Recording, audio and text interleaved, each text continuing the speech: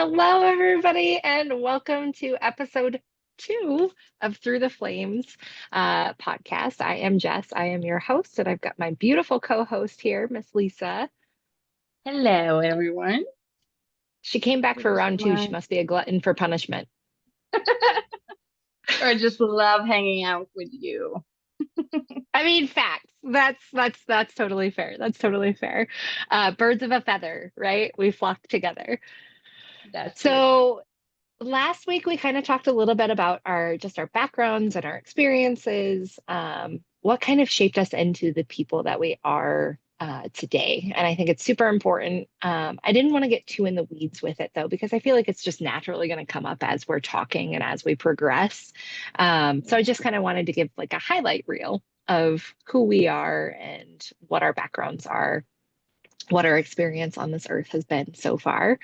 Um, and then just kind of dive in. And so today we've been talking a little bit, and we want to talk about some of the divine feminine, divine masculine journeys, and then also the narcissist empath paradigm. I keep wanting to call it a paradigm instead of a dynamic, but how that comes up and experiences with that, because I feel like there a lot of divine feminines encounter that. Lisa, would you agree? I agree. I think that's something a lot of us see. I do want to preface this with neither of us are licensed psychologists. It is very, very, very, it is a big deal to call someone a narcissist. I think that we all have narcissistic tendencies. And I just want to point out that I am not saying you should diagnose anyone. If you suspect that they are, um, you should probably talk to somebody who is licensed and practicing so that they can advise you on what to do from that. However, I think most people have just narcissistic tendencies, um, in varying degrees of how severe that is. Yeah. Yeah, I agree on that.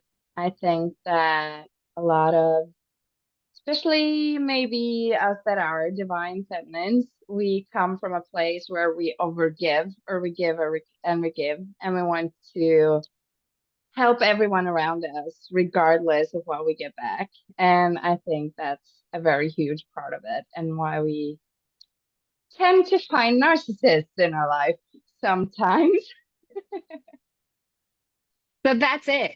That is the huge thing is the unhealed divine feminine is an overgiver, and she gives and she gives and she gives and she gives and she gives. And I say she, I shouldn't gender. We all have divine feminine and divine masculine traits inside of us, and it is up to us to balance both our divine feminine and our divine masculine sides. The divine feminine side, though, is very nurturing, very loving, very giving, very again, nurture, nurture, nurture, nurture, nurture. I think of how many Empress cards have a pregnant feminine on them, because that's what mothers do is they create life and then they nurture it, right? And so when a feminine is unhealed, she will often, they will, when you have unhealed feminine traits, divine feminine traits, overgive. Mm. And I think that makes us an easy target for people with narcissistic tendencies. Um, Part of that is we accept less than we should. We give and give and give and give and give. And we want so desperately to have it poured back into us that we will take less than we deserve. Is that kind of your experience too? That's my experience too. And I think that a lot of that comes from, and that is actually a very interesting topic, because then we're talking about the little girls or little boys for that matter inside of us, that has experienced stuff, maybe not being treated as we should be treated as divine feminines. And I think that that is actually quite interesting how so many divine feminines end up in that exact position, unhealed, because of childhood wounding, if you may. Or, yeah. Yeah, no, exactly. And that is the whole point of the divine feminine is to come into union with themselves. The whole point of any divine being, right, is to come into union with yourself and balance both your divine feminine and your divine masculine traits so that you can be the light source and being that you are in whatever capacity that is that you've written into your soul contract.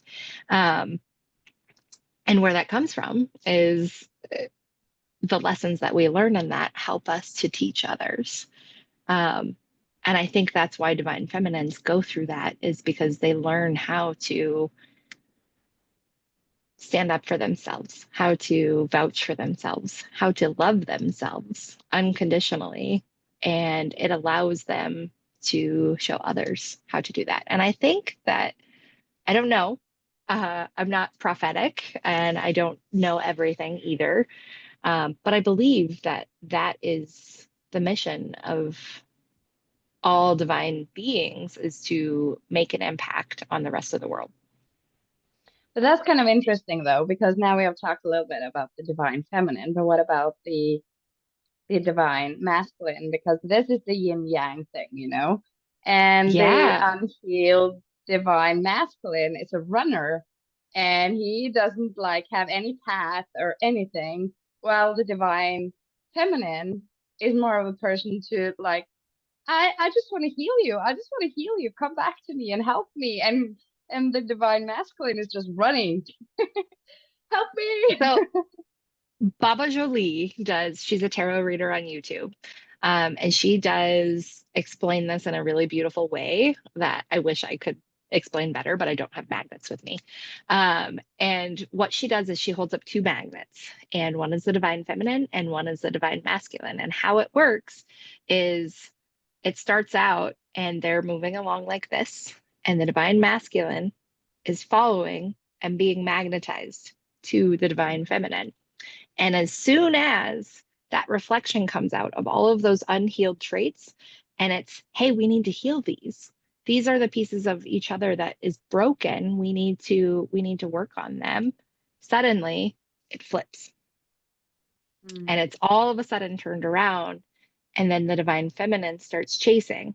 And when that happens, because the magnet is now turned around, this is really hard to do with your hands, by the way, because it's now turned around, it's pushing it further and further away. Hang on. Uh-oh, Keep she's got going. magnets. And so when it pushes it further and further and further away, the feminine just keeps chasing. Why are you running from me? I'm just trying to love you. I'm trying to help you. I'm trying to educate you. I want to work through this with you. And it just pushes, pushes, pushes. And the second that the divine feminine turns away, do you want to show I've this got example? magnets. I do. And do you want to know something? I don't know if you can see this, but there's a needle in it. And I was like, okay, that's crazy. This is a sign of some sort. There's You a found a needle needle in the in it. haystack. Yeah, I did. Quite literally. Needle in the magnet stack. Okay, let's see if this works. It So doesn't. when Um, is it No, is it forcing it to flip? these are bad magnets because they just. Oh, maybe. Hang on. They You stick should together have like anyway. those Legos trains, from when you were a kid, and you try to like make them connect, and they just drive ahead. But it's like I that. probably That's have what you're some. explaining. That's it, but that's exactly it. So then once the divine feminine starts focusing on herself, she is now turned around away from her divine masculine, their divine masculine. Again, I should stop gendering. And so now you're both turned backwards. But Mhm. magnets want to be together. That is the whole point of magnets. And so as soon as that feminine turns around and is focusing on herself, the divine masculine goes, wait a second, you're not following me anymore. What Where did you happened? go? Hmm. And she focuses on herself and she heals those parts. And that in turn drags the masculine along until they can come into union again. Yeah, But the most that's a important good way part of that I putting want to bring up, they are both individual magnets. They come into union with themselves before they come together. it. Yes, that's true. It's very interesting So though. fun. It's What? interesting how, well, I'm thinking when they're back here, um, the divine masculine creates safe structures and he knows his path and is not about domination anymore. It's about equality and like being giving and taking equally. And that's exactly what she needs. But she needs to learn. And I'm not saying she because it's divine feminine, but it could, a girl could be a divine masculine, just to have said that. Mhm. But that is exactly what she has been craving for, like her entire time, because uh, psychologically, you are giving to your partner what you want them to do to you. And that is actually something you have to consider for yourself if you're in this situation, regardless of masculine or feminine side of it, is that what you do to get her or his attention is what you actually need yourself. And you need to give that to yourself to actually be able to heal. And that is a very important lesson, including for us, Jess. We have been through this, or we are going through this actually. Me? No, not you. Never mind. I never said anything. Definitely me. Yeah, me Definitely too. me. It's I'm that is so that I'm gonna transition. That is why I have been involved in so many narcissistic relationships. So many relationships with men that have narcissistic tendencies, is because I didn't want to do that work myself. I was afraid that I couldn't do that work myself, for one. My own dad didn't want me. He wanted drugs and alcohol. He didn't want me. Well, that's not true. He had his own stuff that he didn't want to work on. And in turn, I got hurt from that, right? But that's what I told myself. That was the story that I told myself is I'm not worthy. I haven't earned enough love. I was just talking to my mom about this the other day on the phone. I was like, I felt like I had to earn love. I didn't know that it was just given to me, that I was just loved because I existed, right? I felt like I had to prove myself worthy of being loved. And so if nobody else would love me, my own flesh and blood that created me wouldn't choose me over drugs and alcohol, why should I choose me? And so I went to other people that would, and they would because I was giving them something. And then once they had it, they didn't need me anymore. And they would go find it from someone else. And that's hard because that just reinforces I'm not good enough. I didn't do enough because I wasn't. I was putting them first and their needs first and not choosing myself. I Yeah. wasn't loving myself. I wasn't giving myself those things that I needed, and healing that little girl inside of me. Mm. That creates like a domino effect too. I'm gonna explain my situation with my dad. We got some daddy issues here, Jess. Um, but it creates a domino effect, like you said, like, okay, so now I'm not good enough. That's exactly what I've been telling myself. So that has to be true then, because when evidence shows up, your brain is telling you, well, there you go. You were right about that. And then you go ahead and try to try to find something else to find something that is not going to show you that exact part. Then it happens again and again and again. And you end up in a situation where you have no idea where to go or how to find love or even loneliness that sets in. What were you gonna say, Jess? You had like an epiphany over there. So I nerd out a lot, and I have taken a lot of self-help classes. I've read a lot of self-help books. But one of my favorite things that I have learned is your reticular activating system, and it is a part of your brain that controls your thoughts basically. And so what happens is, like, for instance, when you buy a new car, you're driving down the road, and all of a sudden you start seeing this new car that you've never noticed on the road before, but suddenly everybody has one. And the reason why is because it's yours now. You have that model of car. You have a Honda Civic. I don't know why I said Honda Civic, but okay. You have a Honda Civic. And so now you start noticing all of the Honda Civics on the road because you've told your reticular activating system, Honda Civics are important to me. I need to be looking for them in parking lots, on the street, things like that, because they are my car. I need to be looking for my car. The same Yeah. thing works with those reinforcing thoughts. When you tell yourself, I'm not important, even my dad didn't want me, you start seeking that validation. And so you seek out relationships that support that subconsciously. Of course, nobody's like actually going, hi, are you a narcissist? Are you a narcissist, or do you have narcissistic tendencies? Would you abuse me? Nobody wants that, right? Right? But the power Very comes when we tell emotional way you ourselves, said that. I mean, some people might have a kink like that. No kink shaming here. But the power comes when we realize on this journey that we're in control of what we tell our reticular activating system is important to us. And that's where manifestation, affirmations, meditation, right? Taking the time to sit with your brain and reprogram those thoughts, whether it be through therapy, through some people microdose, some people see nervous system specialists, chiropractors. Some people do all three. Some people do something else entirely, right? But reprogramming what you're telling your brain every day and making sure that the people around you are supporting that. Hmm. Because here's the other thing. I'm so sorry. You were going to tell me about your dad. Go ahead. I can do it after.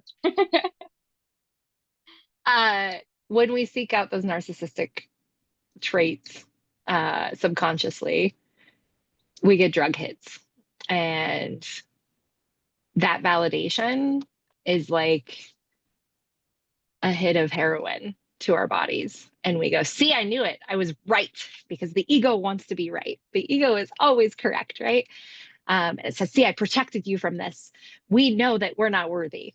Aren't you glad that I pointed that out? And you're like, yeah, I'm glad that I'm right.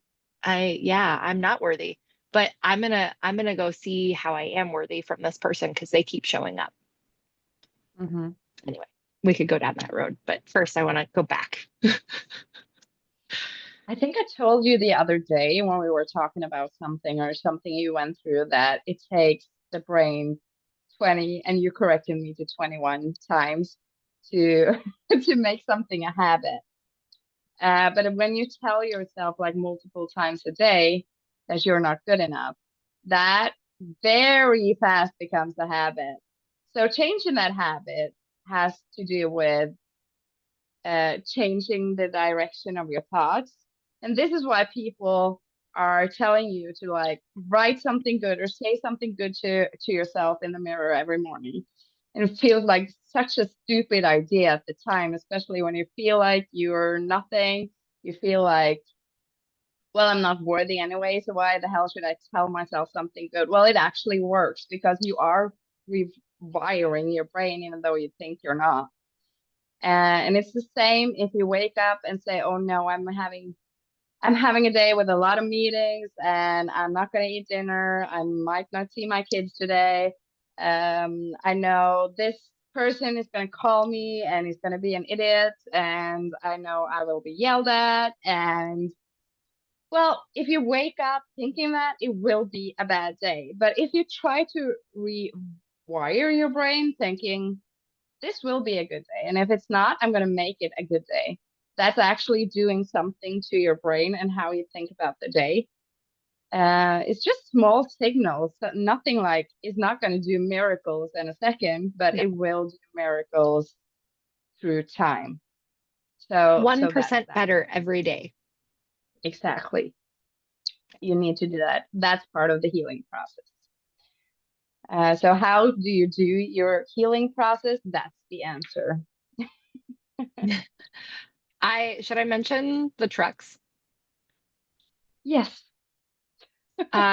So I got a download when I was working with my spiritual advisor, um, Colby. I don't know Colby's last name. I've forgotten it. It starts with a C.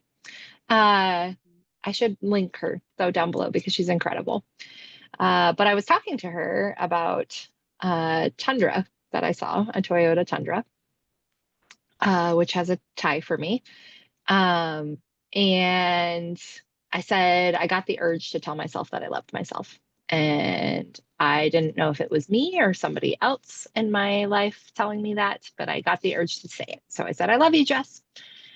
Um, and then like a week or two went on and I got the urge to give myself a kiss. And so I would go, I love you, Jess, and press it right to my heart.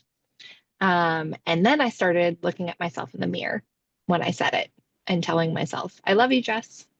And it became such a routine. Um, a friend of mine calls it a tick. They're like, you have a tick.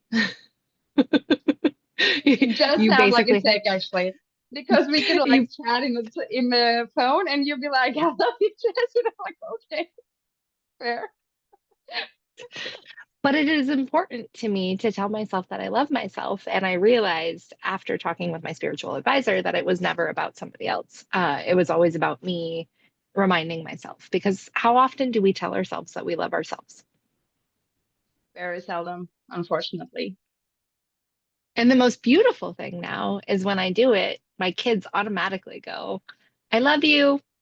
I love you to themselves as well. And so I'm teaching them on top of that how to love themselves, which makes me feel better, right?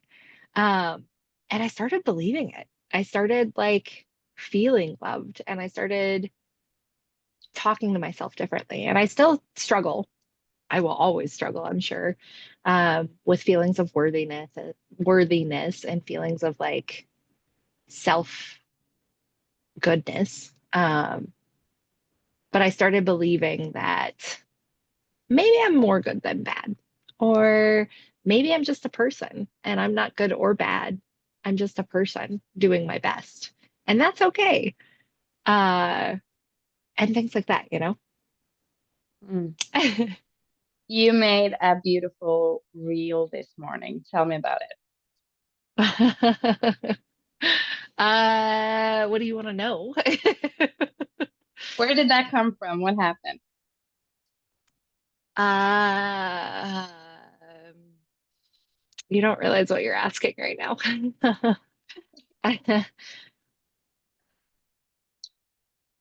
Okay, I was gather driving yourself. home. Yep, Hmm. I was getting a download. I was driving home last night and there was a super special song playing, and I just happened to look over at the mountains, and it was a gorgeous sunset. And so I set up my phone to record as I was driving. Um, and this morning I woke up and I heard what I just said, um, which I'll revisit kind of in a second. I heard those words as I was watching that video this morning, and I had a friend. Cat is Oh, messing around, guys. Hello, sorry. Uh, I had a friend a couple of months ago tell me that I should record videos for all of my poetry that I write. And I should record videos of like scenery and landscapes and things like that, and then upload the poems with it. And I never did. But for some reason this morning, I felt like I should upload that video with those words. And so I just was like, I don't know exactly what I'm going to say. I'm just going to push record and see what comes out. And so when you push record on like Instagram or TikTok or whatever, you get to see the video as it's playing because you're doing a voiceover. And so I just let spirit work through me. And I Mhm. talked about how we're just people. We are just people doing our best. We are not good. We are not bad. No person on this planet comes into the world evil. No person on this planet comes, no, every person on this planet comes into the world perfect and pure. However, with time, we become less perfect and pure because life changes us, right? We're not perfect beings. We never will be.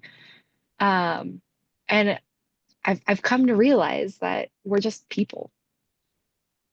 And as soon as I did that, it became so much easier to not only forgive other people, but to forgive myself Mhm. because I've made a lot of mistakes, especially in the last year. Um, I've made a lot of mistakes. I've made a lot of bad choices, but I'm not those mistakes. I'm a person. Yeah, I think you're onto something really important here. Also, if we want to take it back to the narcissistic behavior, um, I keep telling I'm a teacher. I'm not sure I told everyone that yet, but when I talk to my students about their feelings and how they react to things, I usually say that you have green thoughts and you have red thoughts. Those comes from actions. So green thoughts are like being happy. I'm or everything that's good in the sense of I'm okay. And all the red thoughts are thoughts you are saying to yourself, either because of your bad self-esteem, but also it could be from what other people have done to you. And red thoughts itself ain't necessarily bad, but what you do Mm-mm. with the red thoughts, that could be bad. So if you get like super angry because you hit your little toe in that chair like you always do, you yell out something really bad. So I tell my small students that that comes from a bad thought because it hurts. um, but when it comes to like, okay, someone saying, I hate you, you're a moron. And then the other one gets bad thoughts from that because that's not nice to say. And then you throw it back to someone with another bad saying, whatever. Well, you're an idiot, so you don't talk to me like that. Well, that makes two people have red thoughts. And this is how it like infects everyone around you. And the same goes for yourself. So if you keep saying red thoughts to yourself, what you're really doing is just making yourself sad, lonely, feeling bad. So I'm still back at how you treat yourself and how you treat others around you. And I think that what you said in that reel was so important to me because you said that every day we have a choice. So you have to wake up and you have to understand that you have a choice. You can choose to be hit with those red thoughts, feelings every day, like in a narcissistic relationship, or you can choose to think, you know what, I'm better than this. I have to heal from this. And that is done through green thoughts and things that is actually giving you something that's important to your life. Could be anything. That's really important. So Until I really loved your reel. That's why I brought it up because um it's very easy to talk about narcissists or people doing something, even the running divine masculine or divine feminine, and if she's not healed as well, for that matter. Um, to think that this is an evil person who doesn't want me uh, doing anything good to me. It's victim, yeah, victim mentality, and I'm thinking you have to initiate those green thoughts for yourself and the people around you. it starts with one action. Everybody focuses on, I think of the alcohol. addiction and Alcoholics Anonymous. And I've never been to an AA meeting, but I have several friends that are sober. And my favorite tarot reader is, and she has taught me so much um, because she says, you start to think, how am I going to make it without alcohol in my life? I have this wedding coming up. I have this birthday coming up. I have whatever, whatever, and there's going to be alcohol there and there and there and there. And how am I going to make it through all of those situations? And you look at this huge thing and you just need to focus on the first 5 minutes in front of you. And she goes, you don't stop drinking and it's been 10 years. You stop drinking 5 minutes at a time and you make that choice every 5 minutes. And you can do anything for 5 minutes. It's very easy, right?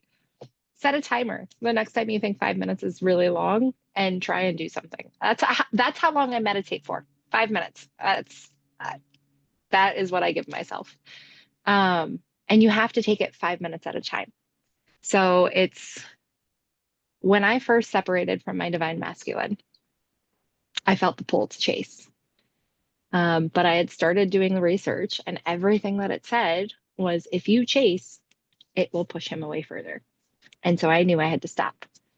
And I went no contact for 9 months without him. And every day I had to tell myself, I just have to make it through 5 minutes. Just have to make it through 5 minutes. And it was amazing because I was like, I'm going to have another 5 minutes after that, and then another 5 minutes after that. And then I'd be like, no, 5 minutes. That's all I'm focusing on, not the rest of the day, just 5 minutes in front of me. And I said, I'm going to do this. And I focused on the 5 minutes. And in that 5 minutes, something else came up that I would focus on my energy in. And before you know it, half the day had gone by. Mm. Yeah. I always hate you when you tell me to focus on the next 5 minutes because I'm like, nope, I'm not born like this. Because I'm a planner, you know. I'm the type to like deliver my bachelor degree 14 days before time just because I want it done so I can focus on anything else the next 14 days. And you're like, you just have to live the next 5 minutes. That's what you have to think about. And I'm like, nope. But you're So right. I'm I, not saying you're right, but it's really hard. 100%, it is not easy. When you have an alcohol addiction, it's not easy. When you It's are a narcissist and you are used to hurting people, to stop that is not easy.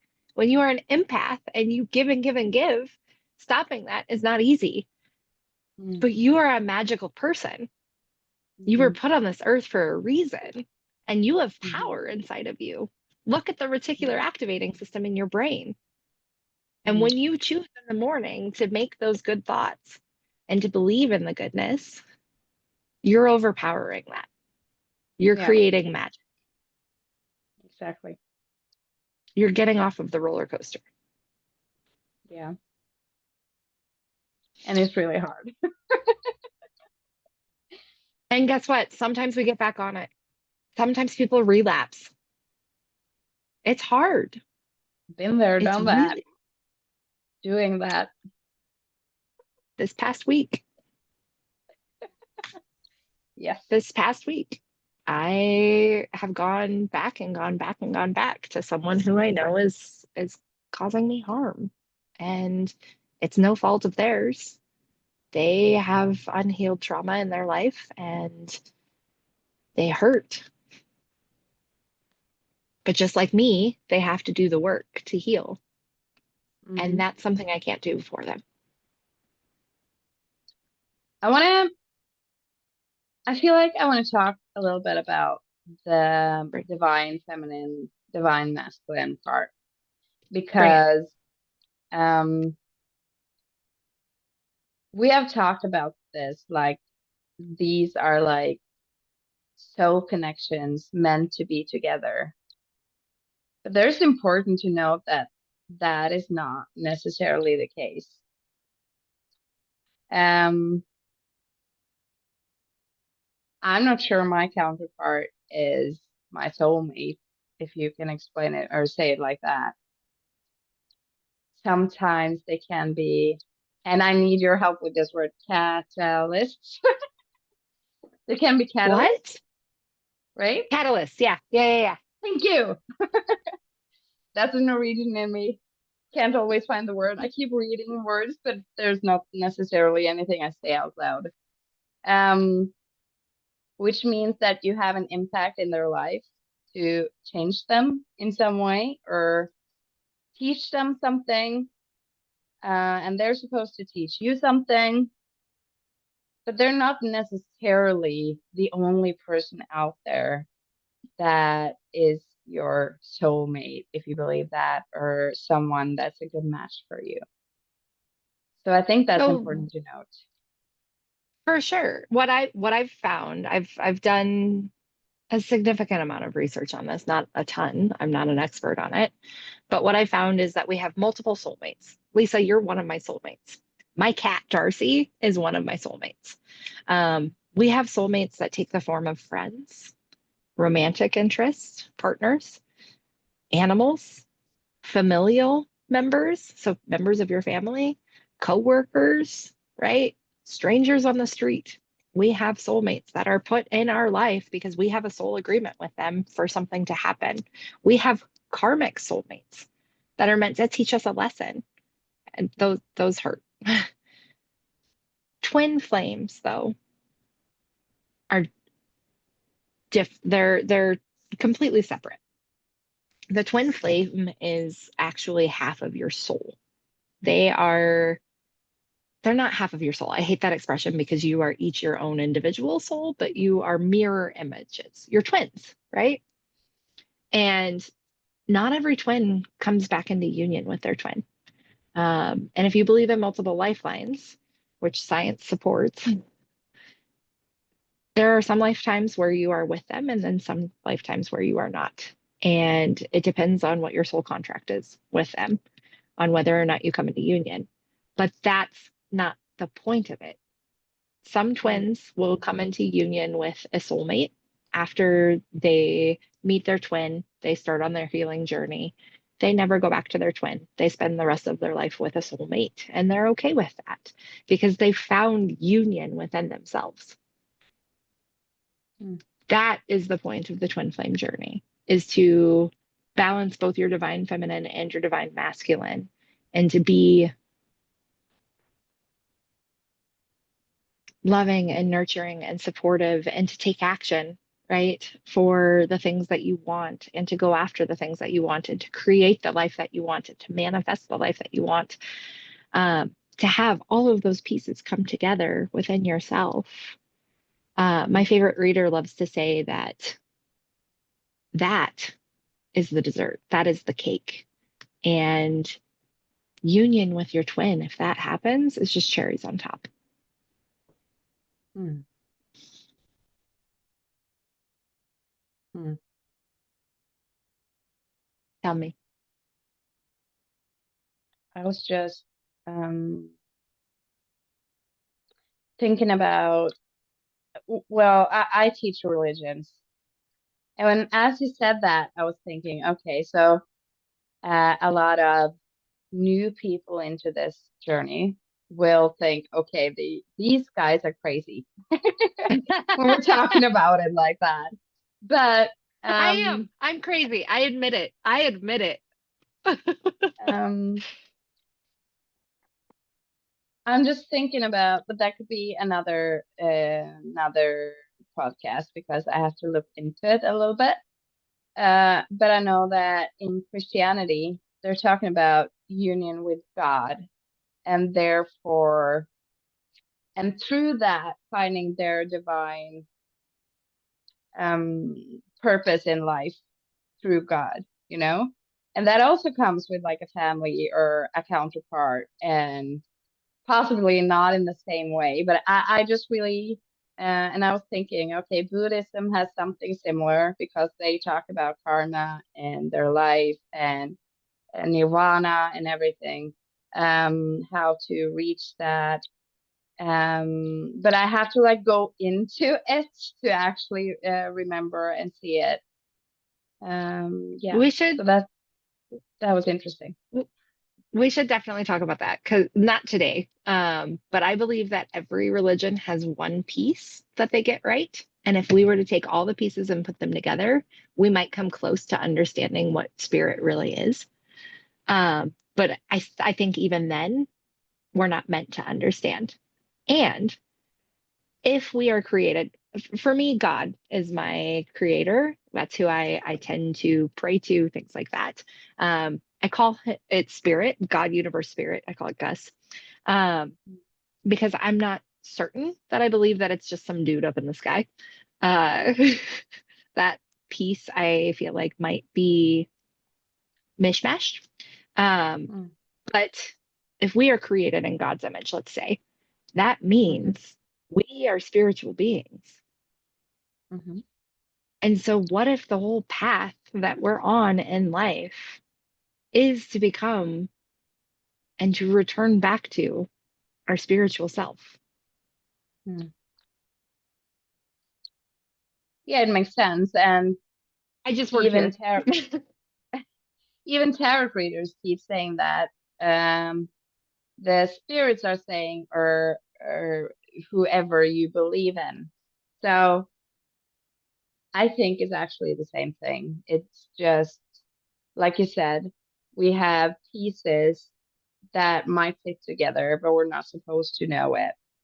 But I do think that every religion has a part. Yes. Yeah. Yeah. I am going to talk about this later, just so you know. I'm going to research this a little bit. I also got a download right now. I think, no, I'm not going to say it now. I'm going to wait for Okay. next time. We'll put a pen in it. We'll put a pen in it. Yes. One thing that I keep coming back to is the hit that we get. And we kind of touched on it last time when we talked about, the breadcrumbs and how we keep going back to it. And I think it's important to acknowledge, if you are accepting breadcrumbs, it's okay. It's hard. It is really hard when you have been starving for so long and then somebody invites you in and gives you a full 7-course meal and then says, stay as long as you want. I'll take care of you. And then as time progresses, they give you less and less and less. And you go, wait a second, what happened to the 7-course meal? And they go, I didn't ever give you a 7-course meal. I'm giving you the same amount I've always given you. What are you talking about? You start to doubt your ego, or your ego starts to doubt things. Um, Mm, and you start to make excuses because you want that hit. And you're like, I need that food. I'm starving, right? And it becomes an addiction. And it doesn't make you bad for accepting it. I think it's so no. easy to get wrapped up in that and say, I fell off the horse. I went back Mm, for a breadcrumb. hmm. That is true, She's looking at Jess. me like that. Why are you looking at me like that? I've never said those words. Never. Now, but if we look at it, the narcissistic journey, we talked about this before we started, that I used the word love bombing. That's what we start with. That's like the 7-course meal you're talking about, that they just keep giving and giving and giving, and you feel like you are on a pedestal, or you're just being lifted so high that that's an addiction. That's the addiction you get. And then they all of a sudden just let you down and you fall onto the floor, quite literally. Um, and they keep telling you, but I'm doing the same thing. But they're not, because they're not lifting you anymore. And you're starting thinking, was I delusional? Was I being stupid? What is this?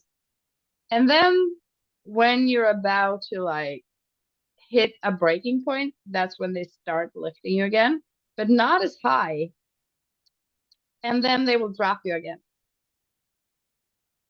And when they pull away, the brain actually craves the dopamine that it got from that high. And when you are craving dopamine, that is actually drugs. That's your natural drugs in your brain.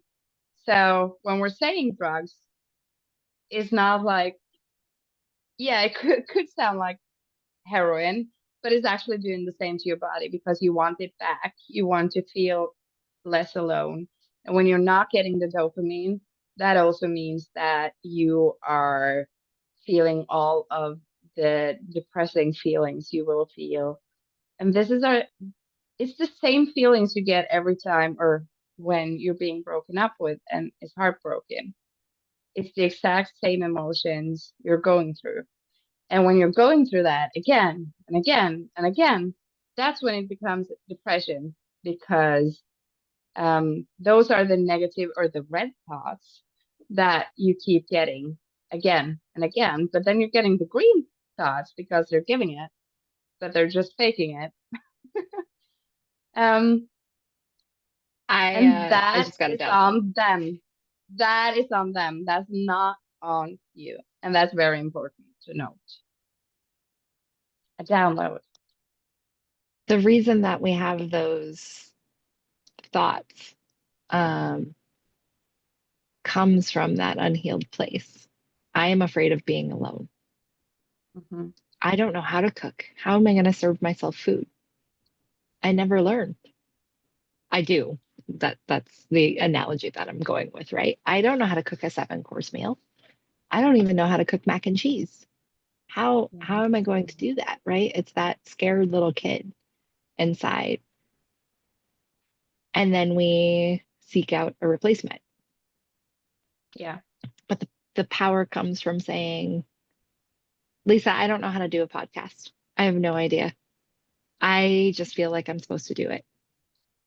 Mm. Let's do it. And you saying, all right,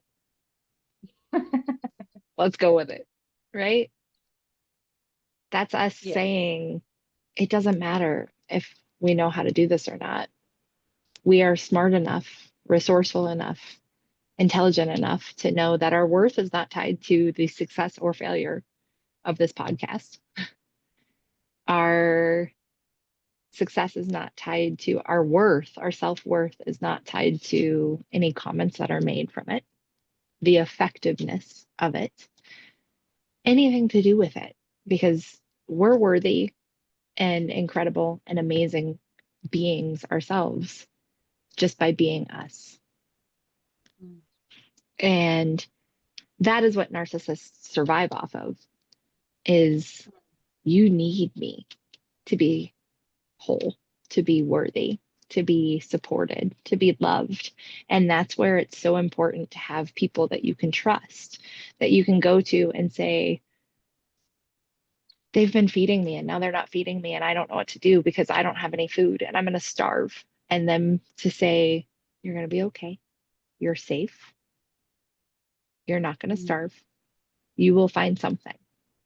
And it may be scraps from some restaurant that is throwing away scraps, but you're going to survive until you figure out how to cook for yourself. And that's Yeah. what Lisa's done for me. And you You have done have. for me. Thank you. But you are doing the job. I showed you a few weeks ago a song, a Norwegian song, and I mentioned Mm-hmm. it earlier today, where it says like, I see you're in pain, but I can't walk your path for you. Um, but I'll be here for you when you need me or need a hand to hold.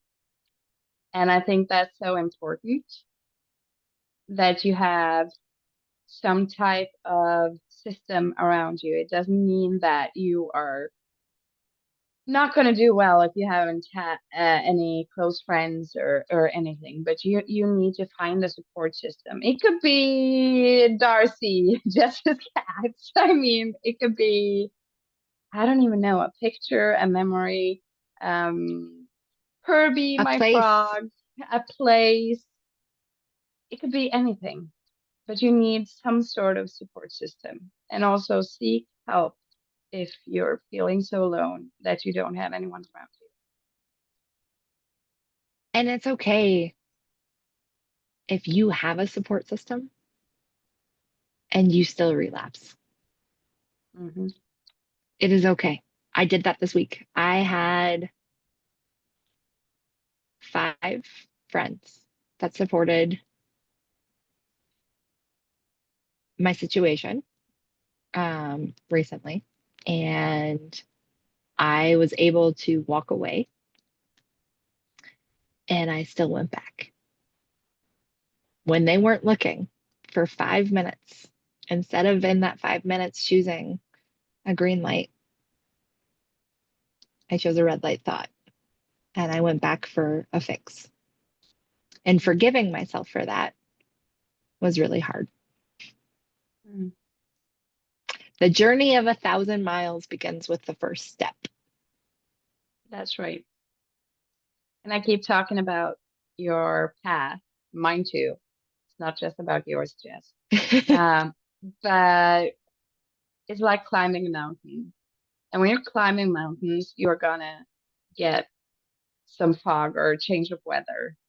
And this is why people who actually climb mountains says you need to have 3 extra days of rations, of food, of shelter. You have to know that you can be able to spend some time at that exact place for 3 more days. And every time Jess feels bad about something, I say, I call fog, go find your rations. And this is Mhm. when Jess has to go back to her 5 minutes rules. I just have to work through the next 5 minutes. These are her types of rations. And you might have your own types of rations. It doesn't have to be the 5 minute thing. That's just a tip. Um, but you need something that works for you to get through that because relapses, there will be relapses. It's not like you're gonna go through this with sunlight and stars and rainbows and unicorns. That's not how it works. Sadly, I wish. But yeah, that is important to note, and it also doesn't mean you won't reach the mountain top.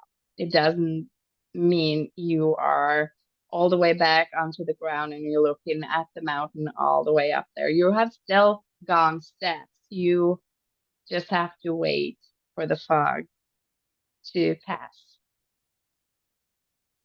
Lisa likes to remind me that I've been on this journey for over a year. I was on the journey when I didn't even know I was on the journey. Fun fact. That was fun. We both were. Uh, because I will fall back and be like, I feel like I am so far behind. Like, I feel like I'm just struggling. I'm never going to get this right. Like, this is so hard. And she will go, but look at how far you've come. And the mountain analogy is so perfect because when you are climbing a mountain, you sometimes feel like I'm not making any progress on this hill. I'm just like, I feel like I'm just on a stair stepper machine and going nowhere and just taking stairs, stairs, stairs. And then you look down behind you and you're like, oh, Hmm. I guess I've made some progress. But you have to focus on that first step in front of you, and then the next step, and then the next step. You don't think about all the steps, you don't think about a lifetime. You focus on that 5 minutes in front of you, the step that you have to take. Mm. That is very Oof. important, regardless of what it is in life we're talking about, and giving it being the divine feminine or masculine place, or like anything in life. Like if you can't find a job, look back how far you've come. You've gone through years of school, probably done exams, probably done grades, probably overcome obstacles of not getting a grade on something because we were so stressed out. Because society keeps giving us a lot of stress. Life is built for stress these days. Everything is on the clock. I was on a job interview the other day and they said, okay, what makes you most stressed in this world? And I was like, time. Time always makes me so stressed, especially as a mom, and also as a teacher, and also for like doing things for myself, like even meditation. Jess kept telling me last week, go meditate. And I was like, okay, sometime tonight I'm gonna do that. I didn't do that. And then the next morning I was like, don't have time. Kids need food. They need to go to the kindergarten. They need to go there. And then I'm driving to work and I was like, I'm so stressed. Everything around me is so stressed. How can I do any progress? How can I like, take a step for myself right now? I can't. Everything is just obligations and motherhood and life and everything. But I think it's important to note that even that little time I did in the car where I actually reflected on, I have not done anything for me. When am I going to do something for me? That's also part of my healing because it's me reflecting on, I need to do something for myself. So even Mm. that tiny little thought I had, who didn't take a lot of time, by the way, and I needed to drive to work anyways. I actually did some reflection. And reflection, you have to do your reflection to move past where you're currently at. So those thought processes is also a good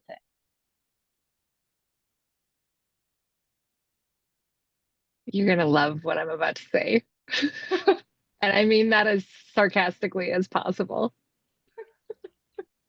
Time is a fake construct. It is a scam. It is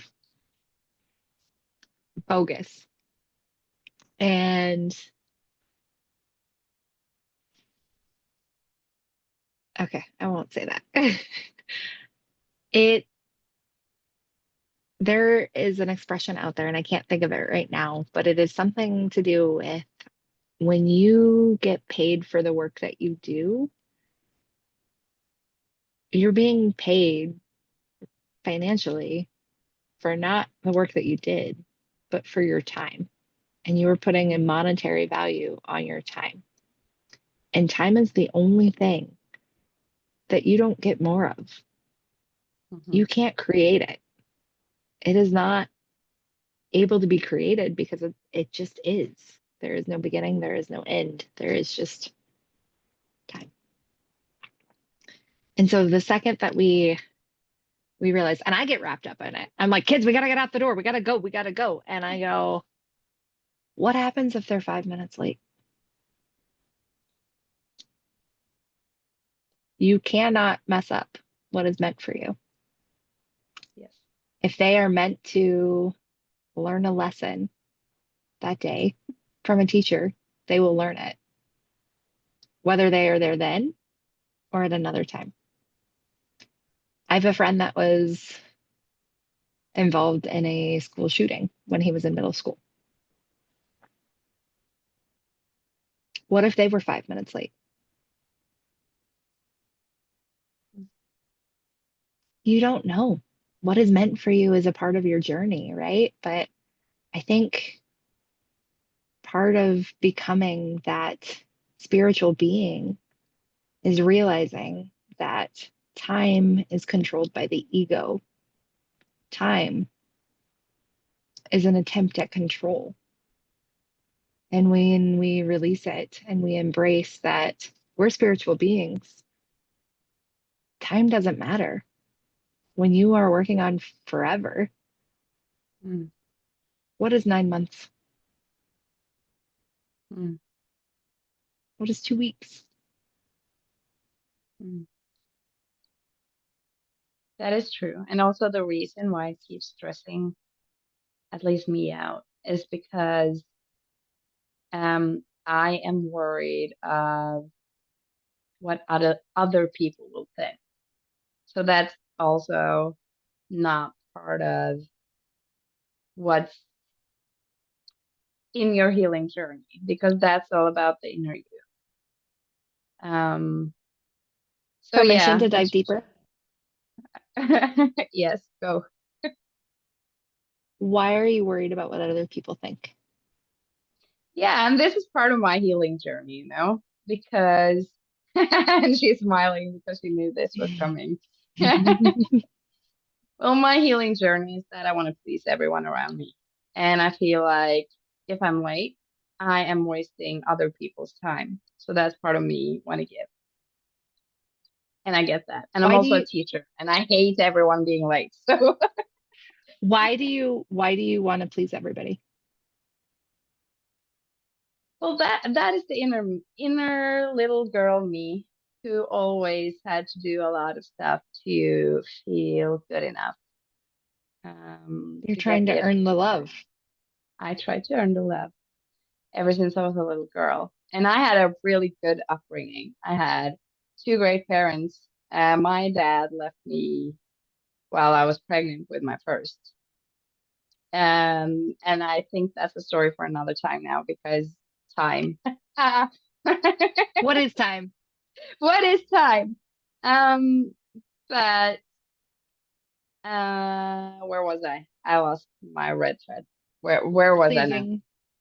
Pleasing other Pleasing. people and why you do it. Yes.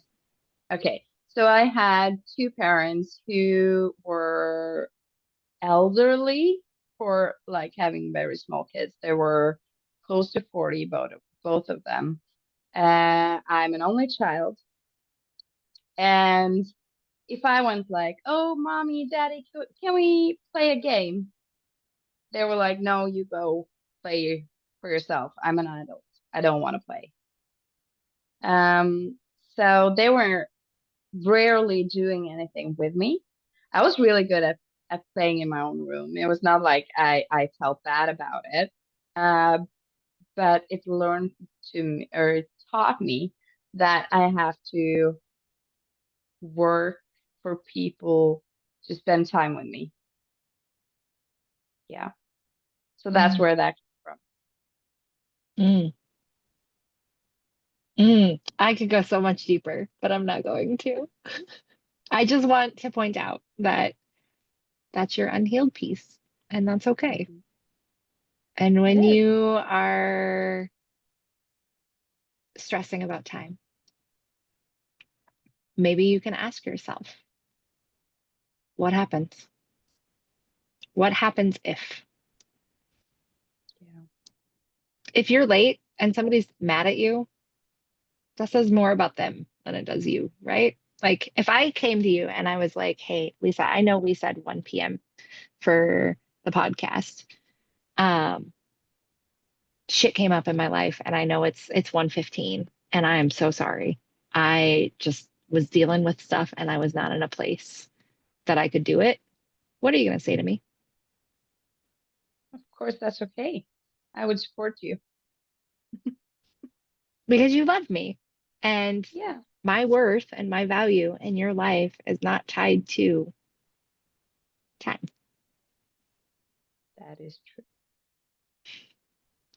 Now, if I did it all the time, then that would be a different issue because then it's a respect thing, right? Then you're disrespecting time. There's a very fine balance. It's both exist, right? It does, for sure. Well, today took an interesting turn for sure. We talked about a lot of different subjects. As a reminder, if you haven't, if you're still here, it's been like an hour.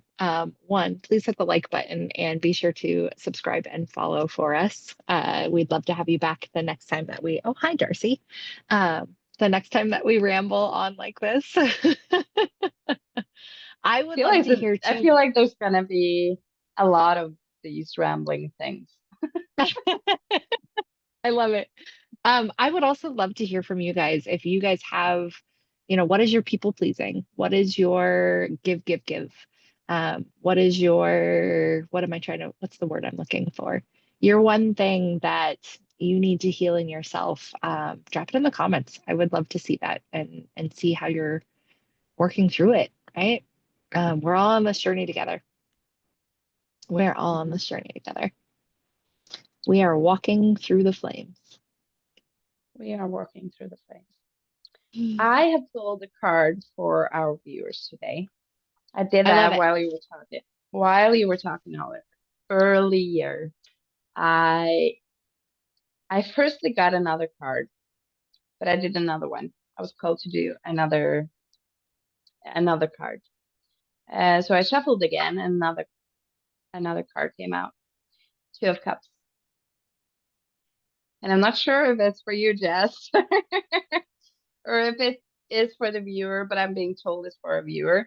Could have been for Jess, actually. But okay. So do I do this for like general meaning or love? Spirits, give Both, me both. both. Okay. So um this could, in general, this could mean reconciliation after conflict or harmony restored. So that's one. If it's for love, it could mean a new love, that you potentially could meet someone who mirrors your heart. And we have talked a lot about mirroring today, so that's interesting. Mirror. Um, for work, it could mean positive collaborations. So that Collaborations. yes. Do you have anything more? That's it. Yeah, I that's uh it. I grabbed my affirmation cards because I do think we should close with an affirmation. Love And it. I didn't shuffle, I just started cutting. And then when I got told to look down, I think it is very funny that we were talking about a 7 course meal because the affirmation that came up, ah, I'll have to try and take a picture. It's because I have the blurred background. I have a spot at the table. My story matters. I have a spot at the table. My story matters. That's beautiful. Thank you, Spirit. Mm, so beautiful. So, as I like to close everything, a reminder, viewer, where's my camera? Right there. You are so incredibly loved, and you can do big, hard, scary things because you are big, strong, and brave. Stay wild, and we'll talk to you soon. Love you guys. Bye.